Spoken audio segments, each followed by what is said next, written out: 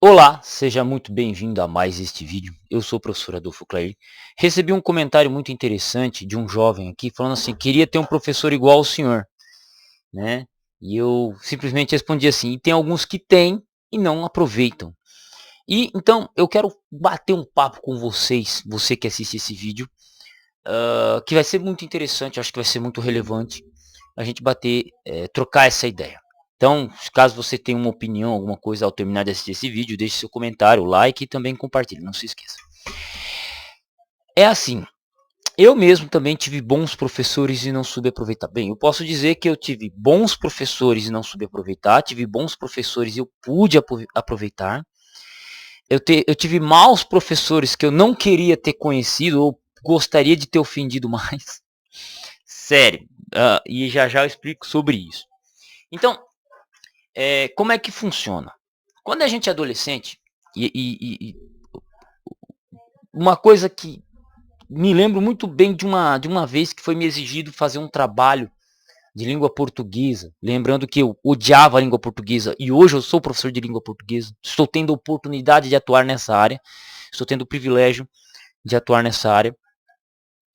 E aí o que aconteceu? É, Me pediram para fazer um trabalho, na época a gente tinha que fazer por escrito, tinha que colocar capa, contra capa, fazer umas quase 5 páginas do trabalho.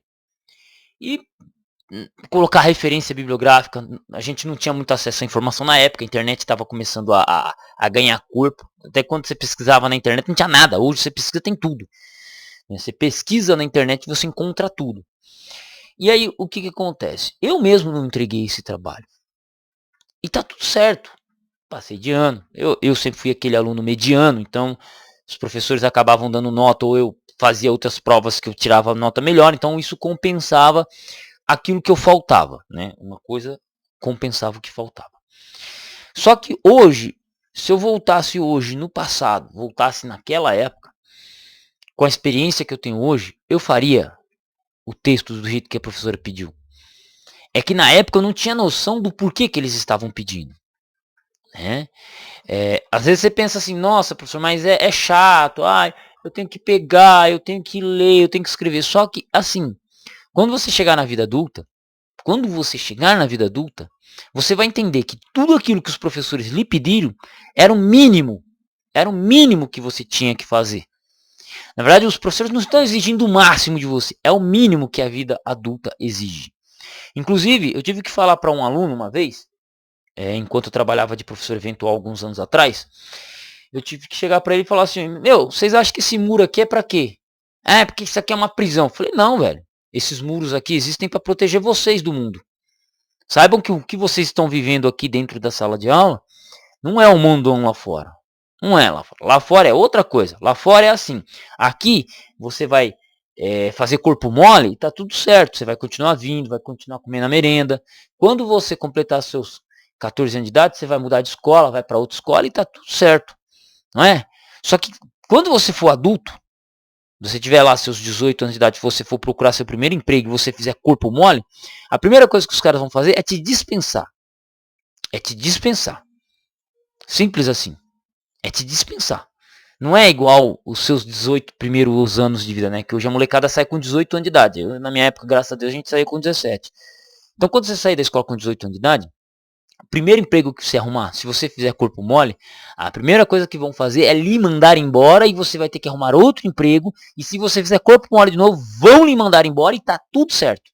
E tá tudo certo. É assim que funciona a vida. Então, os muros não estão aqui para te prender. Eles estão aqui para te proteger. É isso que eu tive que responder pro garoto. Se isso vai fazer a diferença na vida dele, eu não tenho a mínima ideia. Pelo menos é, é, é, é, é aquilo que a gente fala, né? Os mais veteranos falam. Então, o que acontece? Os muros da escola eles são para proteção do aluno. Não é para entrar qualquer um, não é para, né? Só que muitas vezes o adolescente ele não tem essa noção, não é explicado isso para ele. A escola para ele é um tormento porque ele é obrigado a ir para a escola, né? A mãe dele manda ele porque a mãe dele também não aguenta ele. Às vezes o aluno se ele ficar em casa também ele não vai fazer nada, então às vezes ele prefere ir para a escola porque lá pelo menos ele encontra com os amigos. Lembrando que depois que acaba as escolas, você perde 90% dos seus amigos, 95% dos seus conhecidos.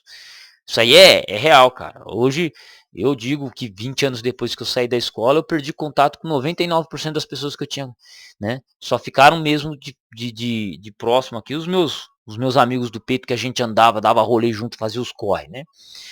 E aqueles que a gente mais andou junto, né? Então os mais próximos, mas mesmo assim, até entre eles, muita distância. Eu tô em outra cidade e tal, graças a Deus.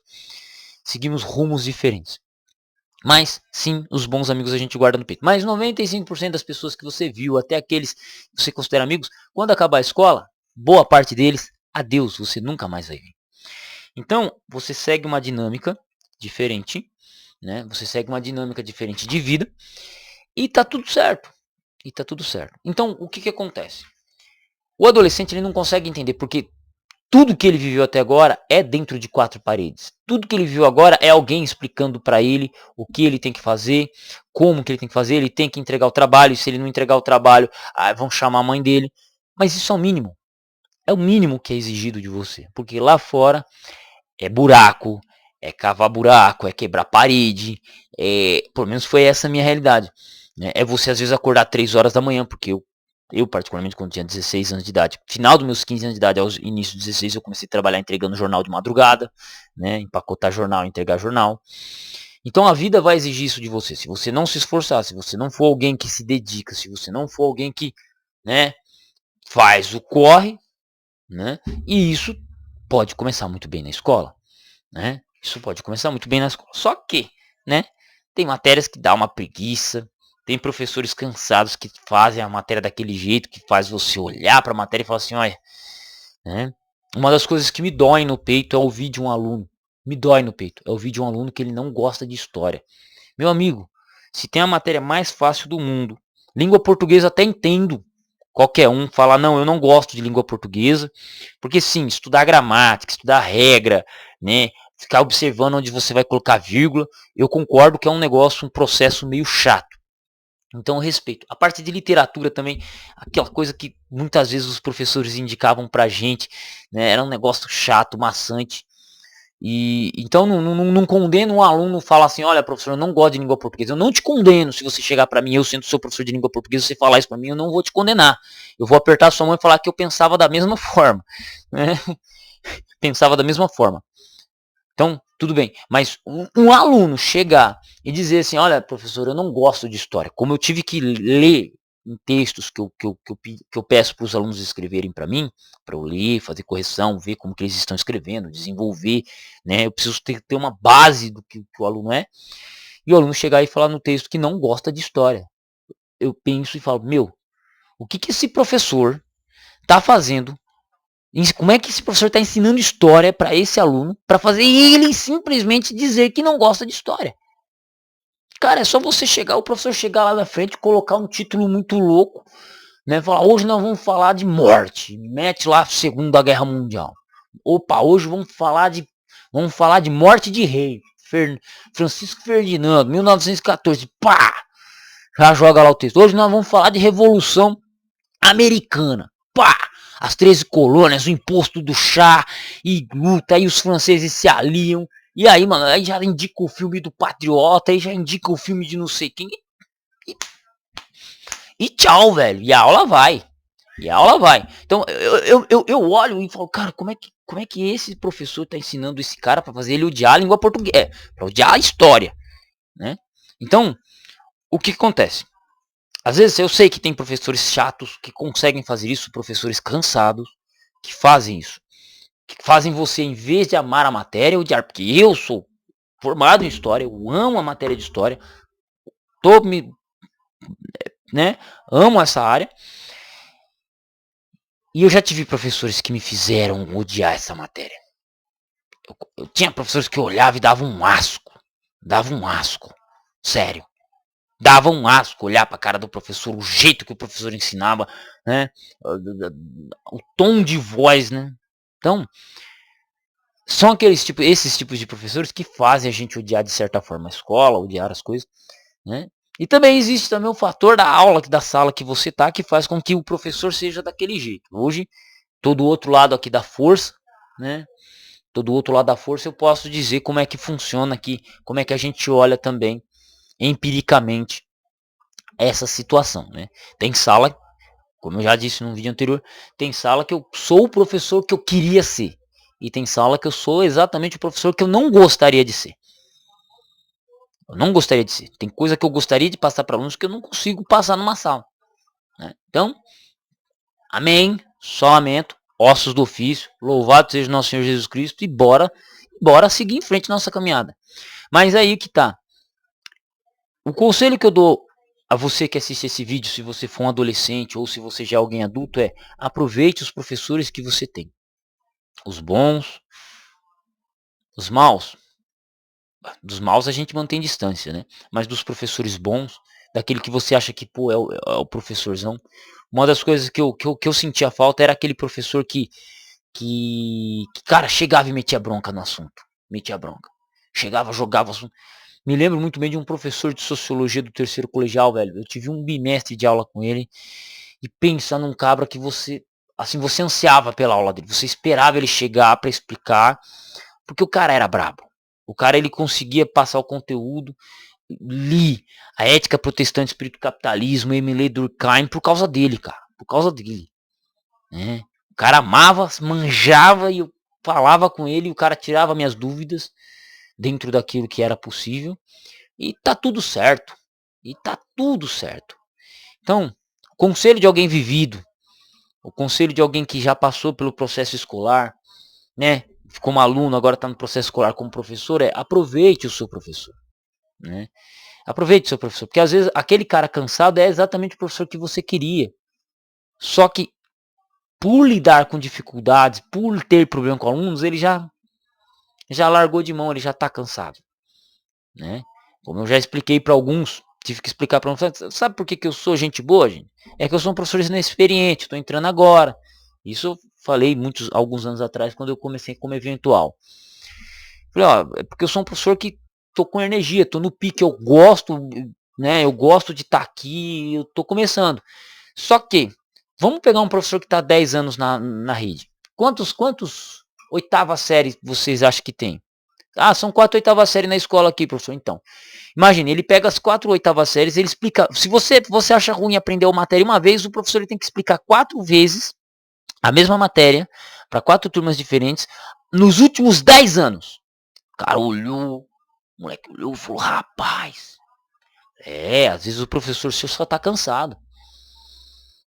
Então, às vezes você tem que entender isso também, né? E às vezes o professor também, como ele já é mais vivido, ele já sofreu muito, já comeu pão de emoção na mão de aluno. Então o aluno bom, ele paga pelo preço do mau aluno. O aluno bom, às vezes você tem um professor bom com 5 alunos bons, mas esses 5 alunos bons vão sofrer por causa da sala como um todo. Né? Então, essa é a nossa realidade. E aí volto no tema para finalizar esse vídeo, como é que eu faço para aproveitar um bom professor? Pá, você tem bons professores. Eu converso com outros professores em sala de aula e todos eles se esforçam, dão o seu máximo. Né? Agora eu tô com mais contato com a galera da diretoria, coordenadoria e tal. Todo mundo dentro da sala de aula se esforça, né? Todo mundo que está no conjunto escolar se esforça para um melhor ensino. Né? Existe esse esforço feito, só que às vezes a fase da adolescência não permite isso. Às vezes, as fases da adolescência. Daqui a alguns anos, o cara vai olhar, vai ver um vídeo meu, vai ver vai trombar com o professor e falar, pô, cara, aquele professor era gente boa pra caramba. Me lembro da Grande Família, o Lineu. Lineu era o pai da Grande Família. O Lineu era um velho chato pra caramba, que quando você é criança, você fala, nossa, mano, que velho chato. Aí você começa a ficar velho e você começa a concordar com ele. Você começa a concordar. É isso que vai acontecer com você, você que é adolescente. Talvez você esteja na fase de odiar o Lineu. Odiar o Lineu. Hoje eu tô na fase de concordar com ele. E assim é a vida. A única coisa que eu peço é que aproveite cada instante. Aproveite cada instante, curta. Porque eu tenho pelo menos 2 turmas que eu anseio pisar o pé lá, cara. Eu tenho o privilégio de chegar e pisar o pé. Eu olho e já chego na sala com um sorriso no rosto, né? Já faço a chamada. e jogo um assunto, jogo o assunto e o negócio flui e tiram dúvidas e a gente troca ideia, faz brincadeira, pede pra cantar, a gente canta e bronca. Ué, turma boa? Turma boa vai. E aí?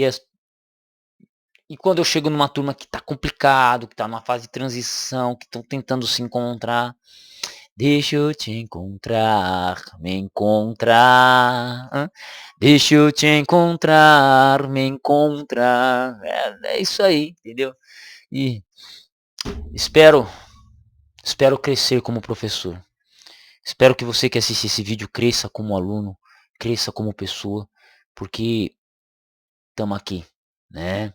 A vida me ensinou a lutar pelo que é meu.